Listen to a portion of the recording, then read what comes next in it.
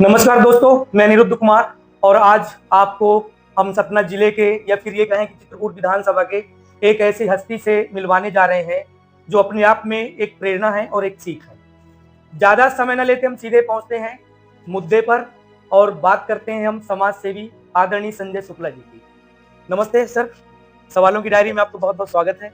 कहाँ से शुरुआत करें, क्योंकि आपसे कोई भी बात करेंगे तो हर विषय पे बहुत सारी बातें हो सकती हैं, पर कोशिश करेंगे कि अपने दर्शक जो हैं अपने क्षेत्र के, सतना जिले के, वो हर बिंदुओं पर अपनी चर्चाओं को सुन सकें और एक अच्छे नतीजे पर अपन आ सकें। तो सर, सबसे पहले जो भी दर्शक हैं, ऑडियंस है, उनको बताएंगे कि आपका बैकग्राउंड क्या था, कैसे इतना बड़ा व्यवसाय, राजनीति, समाज सेवा, कहाँ से क्या कैसे शुरुआत हुई थी आपकी? बचपन से ही क्योंकि अभाव में हमने जिया जी। और बहुत ही सामान्य फैमिली से था मैं। बड़ा परिवार होने के नाते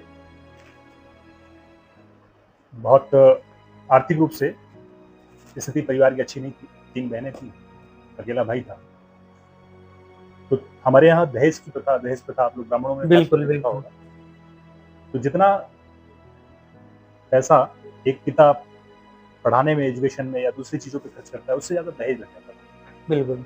तो पिता का पूरा संघर्ष का जीवन जो है, जितना पैसा कमाया वो बच्चों की पढ़ाई और उसके बाद उनकी दहेज की व्यवस्था करने में चला। पर मेरे मन में पहले से बचपन से इच्छा थी कि मुझे ज्यादा पैसा कमाना है। जो अभाव मैंने अभी बचपन में झेला है वो आगे न रहे। आगे इस पैसे को की वजह से मेरे जीवन में कभी अभाव नहीं रहे। तो मैं शुरू से ही, जब मैं पिताजी थोड़ा सा बदमाश भी होता था मैं, तो मेरी माँ ने मेरे पिताजी के साथ में मुझे जतवारा में, मैंने पहली कक्षा से लेके शिशु से लेके 8वीं तक में जतवारा में पढ़ा। फिर उसके बाद पिताजी ने मुझे अपने साथ ले गए, वो नीमच में उनकी पोस्टिंग थी। तो 8वीं कक्षा से ही मैंने खाना बनाना, पूरा सारी चीज़ें, मैं आज भी जो है खाना बहुत अच्छा बनाता हूँ जी। और कई बार घर में अगर फुर्सत में रहा तो खाना भी मैक्सिमम टाइम में बनाता हूँ। खुद से खाना बनाना ज्यादा पसंद है? अभी भी मैं अकेले हूँ सकता में, तो जी जी बना लेता हूँ अपना खाना। तो कहना चाहिए कि जीवन संघर्ष में ही गुजरा पूरे टाइम। और हमारे बगल में एक ट्रांसपोर्ट के ऑनर थे, पंजाबी थे, जतवारा में? सतना में। अच्छा, सतना में, सॉरी, नीमच में। नीमच में जहाँ मैं रहता था पिताजी के साथ में। तो मैं उनके ड्राइवरों से पूछता कि आप कितना पैसा कमाते हो। उनके पास 4 गाड़ियाँ थी, तो 500-500 रुपये पर गाड़ी में ड्राइवर बोलते थे कि मैं बचा के अपने ऑनर को देता हूँ। हम लोग पढ़ा करते थे स्कूलों में उस वक्त कि हमारे यहाँ जिले में सर्वाधिक तनख्वाह वो कलेक्टर की होती है। तो कलेक्टर की तनख्वाह जो थी उस वक्त करीब 10,000 के आसपास थी। मैंने कैलकुलेट किया, 2,000 रुपये डेली कमाने वाला आदमी ट्रांसपोर्टर, यानी कि महीने का वो 60,000 रुपये कमाता है। और एक कलेक्टर इतनी मेहनत करने के बाद, इतना संघर्ष करने के बाद, इतना पढ़ने लिखने के बाद वो मात्र 10,000 रुपये कमा रहा है। उसी वक्त मैंने तय किया, नहीं है मुझे व्यापार करना है। बिजनेस के अलावा मुझे नहीं मालूम था उस वक्त भ्रष्टाचार से भी लोग पैसा कमाते थे। तो मैंने तय किया कि मुझे व्यापार करना है। और फिर उसके बाद जब मेरा एजुकेशन लगभग कंप्लीशन होने की पोजीशन पे आया, तो मैंने व्यापार की तरफ जब काम करना शुरू किया, उसी बीच में मैंने छात्र राजनीति की, भारतीय जनता पार्टी युवा मोर्चे की, मैं नगर का अध्यक्ष था जतवारा का। उसके बाद मैंने राजनीति को तो अपनी जगह करता रहा, लेकिन उसके साथ साथ मैंने तय किया कि मुझे व्यापार भी पैदल करते जाना है। मेरे पास एक 10 हार्स पावर की मोटर थी, उससे रिलेटेड धंधे मैंने शुरू किया। Electronic motor? हाँ जी।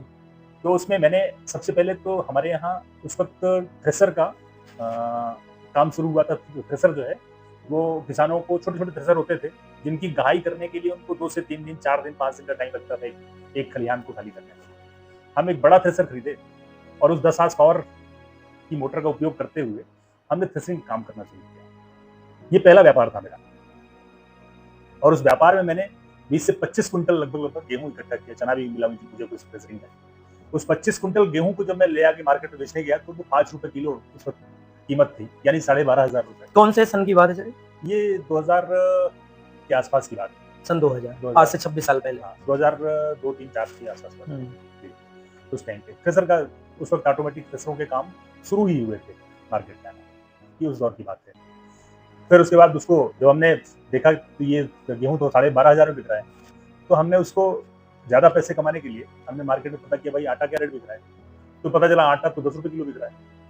तो मैंने उसी गेहूं को पीस के 12,500 की गेहूं को मैंने 25,000 रुपये में बेचा। 4,000 रुपये मुझे चक्की लगाने में, सेकेंड हैंड चक्की लगाने में लगा। और 25,000 रुपए की मैंने बिक्री की। उससे लगभग लगभग मुझे जो पैसा मुझे 12,500 रुपए जिस गेहूं का मिलना था, वो मुझे 25,000 मिला। और आटा चक्की अपने आप जो है उसका भी हमने अलग से व्यापार शुरू किया। वहां से मैंने स्टार्ट किया और मैं लगातार उसके बाद छोटी राइस मिल, फिर बड़ी राइस मिल, फिर उसके बाद मैंने आयशर ट्रैक्टर की डीलरशिप की। आयशर ट्रैक्टर की डीलरशिप करने के बाद मेरे जीवन में ये तय किया था मैंने कि मुझे ये छोटे छोटे काम करके मैं कभी बड़ा पैसा नहीं कमा सकता। तो उस वक्त मेरे दिमाग में था या तो मैं कोई इंडस्ट्री डालूं कि जिस इंडस्ट्री से मैं उसको अगर उसकी मार्केटिंग करूं तो उसका मार्केट डेवलप हो पाए और उसकी रॉयल्टी हमको लॉन्ग टाइम तक मिलता रहे। ऐसे बिजनेस की तलाश थी मुझे। कंस्ट्रक्शन का काम ऐसा था कि जिस कंस्ट्रक्शन फील्ड में मैं आया उसमें क्वालिफिकेशन की जरूरत होती है। कोई भी टेंडरर, कोई भी ठेकेदार अगर उसने पहली बार 5 करोड़ का काम किया है तो नेक्स्ट 10 करोड़ के काम के लिए उसको 5 करोड़ की क्वालिफिकेशन के बगैर वो 10 करोड़ का काम नहीं मिल सकता। तो उस क्वालिफिकेशन को देखते हुए मैंने तय किया कि यहाँ पे फ्यूचर मेरा सिक्योर हो सकता है कंस्ट्रक्शन लाइन में। यस। तो कंस्ट्रक्शन लाइन में भी जब मैं आया तो वहाँ बड़े बड़े लोग थे, अच्छे पैसे वाले लोग थे, जिनके सामने सर्वाइव करना मेरे लिए मुश्किल था। कंपटीशन बहुत था उस पर। तो मेरे पास कुछ था नहीं, हैंड टू माउथ था जी।